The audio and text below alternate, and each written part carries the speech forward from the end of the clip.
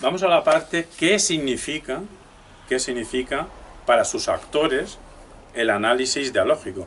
¿Qué significa en el presente? Yo ahora, no ahora mismo, pero ahora voy a comentar qué significa para un servidor, para mí.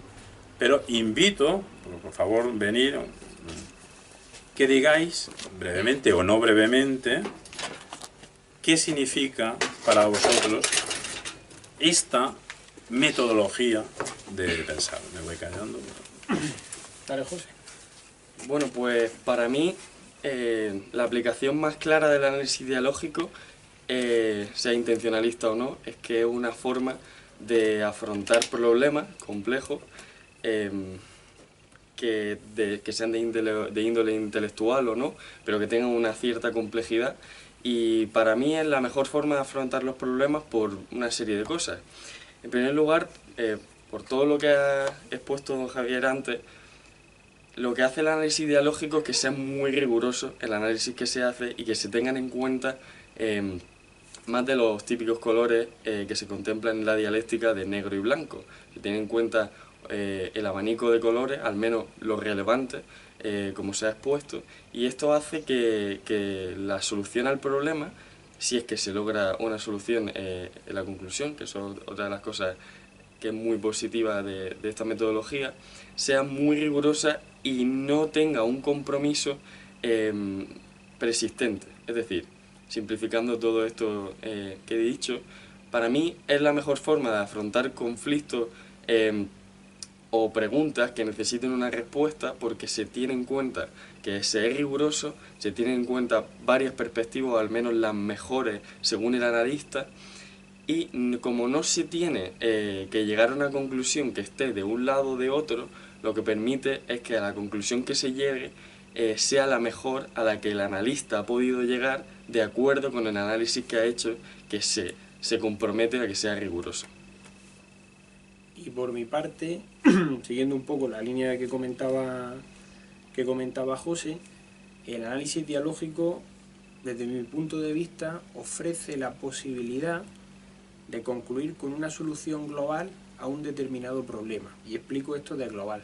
Aparentemente, en un debate sencillo, en una tertulia, en una conversación o incluso en estudios algo más detallados, siempre se abordan soluciones parciales a determinados problemas parciales. El análisis dialógico permite cuestionarse retos globales o retos muy complejos y sobre eso emprender soluciones globales, que podrán ser esas decisiones o esas tesis mayormente o menormente ciertas o erróneas, pero sí es cierto que se tienen en cuenta diferentes posturas y diferentes puntos de vista, aun llegando a la tesis que el analista considere más oportuna. Dentro de un mundo en el que los problemas son cada vez más globales y por ende podríamos decir también más complejos, resulta esencial que apartemos, como bien decía antes Javier, apartemos de nuestro análisis aquellas líneas que son débiles, que son flojas, o aquellos aspectos, bueno, pues que simplemente aportan por sencilla elocuencia o comentarios, pero que verdaderamente no enriquecen un discurso. Es una forma ya no solo de cuestionar la pregunta que estamos desarrollando, sino también la calidad del texto que estamos desarrollando para contestar esa pregunta. Pues muchas gracias. Voy a continuar. Solo queda significado y repercusiones.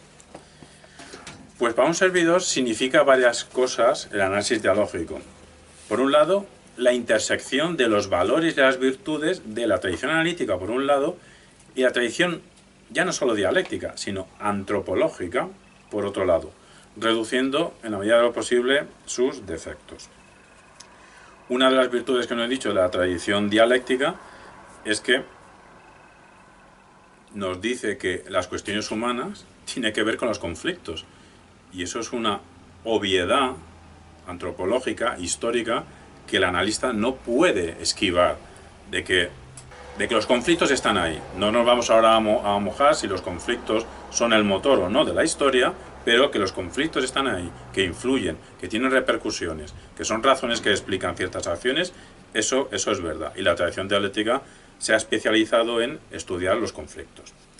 Lo que no he dicho antes, muy brevemente, que el choque fuerte entre un analítico 100% lógico y cerrado a otras opciones y un dialéctico también 100% cerrado en su opción y no abierto a otras opciones, el choque es el principio de no contradicción. El principio de no contradicción dice que una cosa a la vez, simultáneamente, no puede ser ella misma lo contrario. No puede ser A y no a la vez. Eso es uno de los principios lógicos, no sé si más evidentes, pero más básicos para poder pensar de forma lógica. Y eso el analista lógico no puede concebir de que el dialéctico eso lo supere, lo esquive, no puede entenderlo. Entonces cualquier pensamiento que no cumpla el principio de contradicción es un pensamiento ilógico. Y el dialéctico lo que considera es que el pensamiento estrictamente lógico, que está muy bien, pero que tiene una visión de corto recorrido. Entonces no ve lo que se puede ver si asumes que al menos en lo humano hay contradicciones, de que hay que asumir esas contradicciones. Entonces esa sería a lo mejor una de las cosas positivas de la tradición dialéctica, que falta saber el verbo adecuado, pero que entre lo conflictivo y lo antropológico hay una relación. Entonces, pues un significado nuestro es una intersección de los valores y virtudes de la tradición analítica en general, ampliamente concebida, y la tradición antropológica ampliamente concebida, con la dialéctica y otras tradiciones distintas. ¿Qué es otra cosa que significa para nosotros? Es una propedéutica, es una preparación. Porque el análisis teológico es una forma, no dice ningún contenido. Pero nosotros, a la larga, nos gustaría poner un contenido encima de la mesa. Como he dicho antes, tenemos el prejuicio que se puede justificar de que un rasgo principal de la especie humana es la intencionalidad. Entonces, nosotros definimos a la especie humana como materia intencional. Entonces, un objetivo nuestro es construir una teoría de la materia intencional. Ya tenemos pequeños eslabones de dicha teoría construida, pero ese sería un deseo para construir contenido. Entonces esto es una propedéutica. Tercer significado sería que en vez de una unidireccionalidad del pensamiento, con el peligro de caer en el dogmatismo, y en vez de todo lo contrario, multidireccionalidad del todo vale, porque aquí los que han criticado con razón que cuando se construye un sistema que solo tiene en cuenta un punto de vista y no contempla a los demás, se puede caer en el dogma. ¿Y cuál ha sido la solución? Múltiples, millones puntos de vista. Millones de puntos de vista en los que todos valen lo mismo o no vale nada, ninguno. Y así está el peligro de caer en el relativismo. Pues en vez de caer en estos dos errores, el análisis ideológico para nosotros supone caer en un pluralismo eidético de ideas, pero radical. Radical quiere decir que va a la raíz, que profundiza, que investiga. Y selectivo, porque si es selectivo podemos desbrozar lo que sea estúpido. Si es selectivo podemos considerar solo lo construido con fuerza discursiva. Esto es un pensamiento no unidireccional, sino reticular, en red, y la tecnología nos puede servir como medio para pensar en red, si no caemos que la tecnología sea un fin de nuestra vida. Pensamiento reticular de calidad discursiva. Calidad discursiva quiere decir que tenga fuerza discursiva, argumentativa, persuasiva, comunicativa, para, y tal y como reclama Mauricio Ferraris en su libro Metafísica de la Web 2020, nos sumamos a lo que dice, o pensamos con él, calidad discursiva para resolver nuestros problemas, proporcionando, si no una visión de todo, o del todo, al menos una visión de bastantes cosas, no de todo, pero de bastantes cosas. Una multivisión en la que las perspectivas, aunque sean contradictorias en distintos grados, o sean incluso hasta complementarias entre sí, tengan sentido. Repito que esto no es cualquier perspectiva, sino son las perspectivas con fuerza discursiva.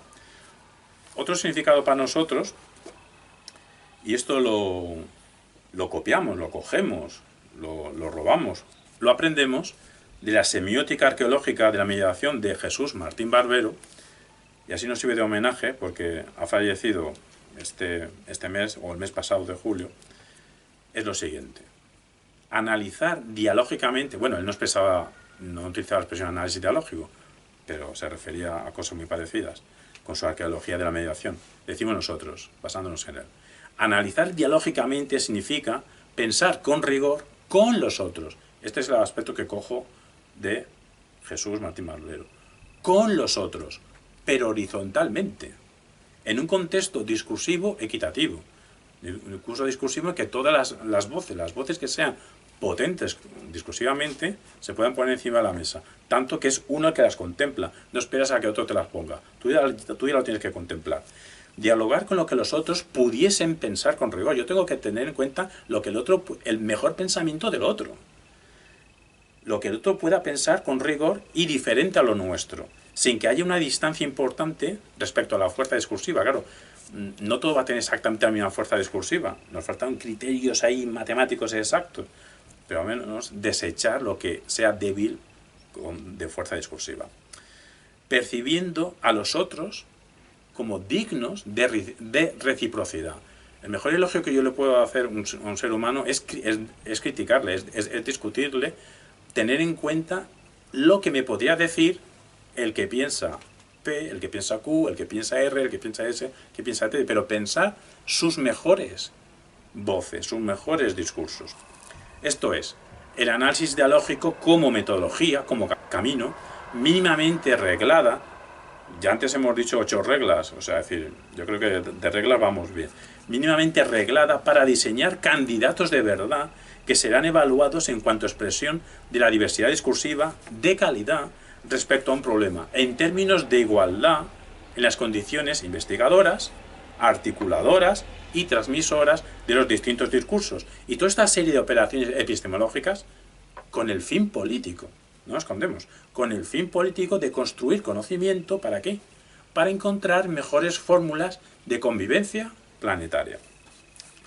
El siguiente significado para nosotros, no sé si es lo más importante, pero tiene peculiaridad. Un servidor no conoce, o sea, no conozco en toda, pero será por ignorancia, no conozco en toda la historia de la filosofía y del pensamiento ningún producto filosófico o reflexivo sin contenido. Por lo que el análisis dialógico podría ser el primer artefacto filosófico o reflexivo, como se quiera llamar, o el primer objeto para pensar con rigor, que básicamente funciona como forma sin contenido, o estructura sin apenas contenido. Apenas. ¿Qué contenido es el apenas?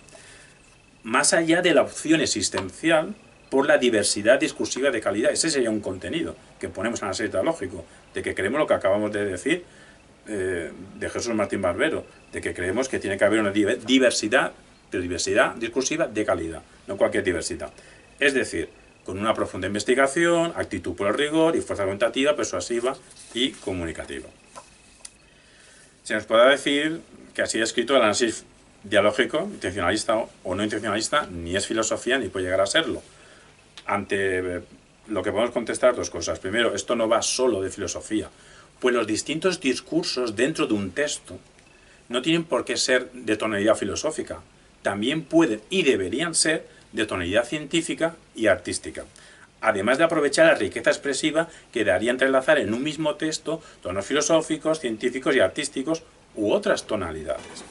Y dos, no existe impedimento constructivo alguno más allá del tiempo, la amplitud cognoscitiva necesaria y la complejidad arquitectónica en que un texto que construimos haciendo análisis dialógico, no existe ningún impedimento, es que dicho texto sea un sistema filosófico, que funcione como una organización racional de discursos que mediante una interrelación coherente de términos, relaciones y operaciones nos permita explicar, comprender y criticar la realidad, o al menos un cacho de ella. Todo esto nos lleva al reto intelectual, a la duda filosófica de que si se puede pensar fuera de un sistema filosófico, si se puede pensar con rigor sin un sistema filosófico.